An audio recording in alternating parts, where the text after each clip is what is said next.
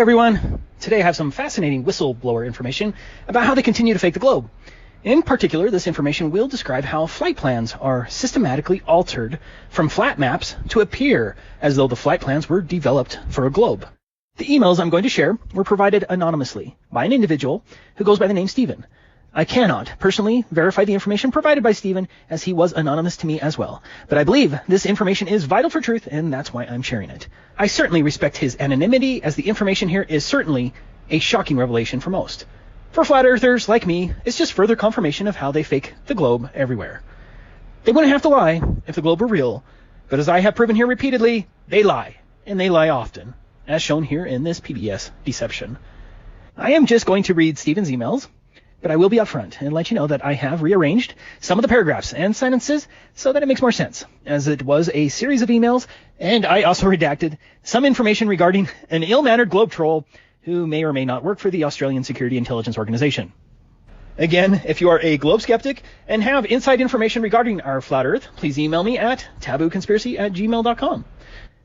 Anyways, let's get to the emails from Stephen. I have been a quiet follower of your channel and have seen the drama over your recent video. Let me tell you about myself. I joined the Royal Australian Air Force in 1987 and flew transport aircraft, Hercules C-130H, for 6 years. After this, I joined Qantas and was the second officer on the 747-400, being promoted to first officer in 1999. Unfortunately, I lost my aircrew medical status due to early onset diabetes. I was then offered a position in the flight planning department. This is when my life changed. We were responsible for producing the flight plans for the entire airline network. The program we use for flight planning uses algorithms called cryptactic flight sequentials. And it was clear these were converting plane geometry to make it appear as if the coordinates were on a globe. When I questioned my coworkers, the answer I received repeatedly was, "Don't ask, just approve the plan." I knew something was not right, but who was I to question Qantas flight planning? So I did my job and never asked again. The best I understand is that KLS algorithm applies a scaling factor to distances based on the direction and proximity to the equator. Taken from the UTM grid, which is rectangular for a flat plane, the adjustment will generate a course and a distance that makes it appear to be produced for a globe. The UTM is the Universal Transverse Mercator Grid, which is used by the military. As an example, flying from point A to point B might be 500 kilometers, but for a globe, that distance needs to be 450 kilometers.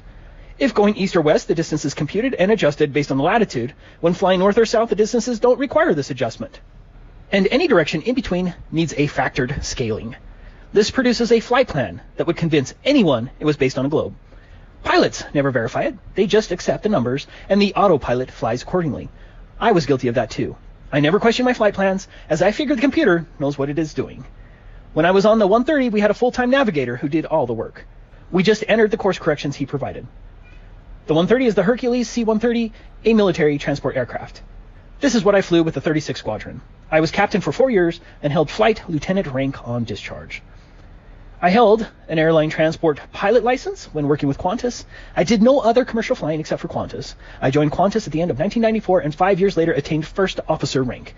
That is normal for the promotion rate at the time. I was in the flight planning department, which is part of Qantas operations. We were located at the jet base at Kingsford Smith Airport. I don't know if I would call myself a flat earther just yet, but I believe it could be flat. My opinion of the flat earth is that there are a lot of people searching for the truth right now, just as I am. The pieces of the puzzle are coming together, even though there is some incorrect information being presented too, which makes it easy for people to dismiss it. The KLS math does make flat look like a globe, so that is strong evidence to me it is not a globe. In May this year, I was laid off due to the cutbacks from the alleged virus. Contrary to being disappointed, I feel this has set me free. I have no reason not to talk about it. The cryptactic flight sequentials are the key. I cannot find anything about them doing independent research, but this is what they were called within the Qantas flight planning department. I no longer have access to the flight planning systems, but can tell you more about the algorithms. I had to sign a non-disclosure confidentiality agreement, so I don't want to be identified. I hope you understand. That's it for the emails. Use your own judgment in determining whether Stephen was telling the truth. If I obtain any more information, I will try to keep you updated. Thank you for watching.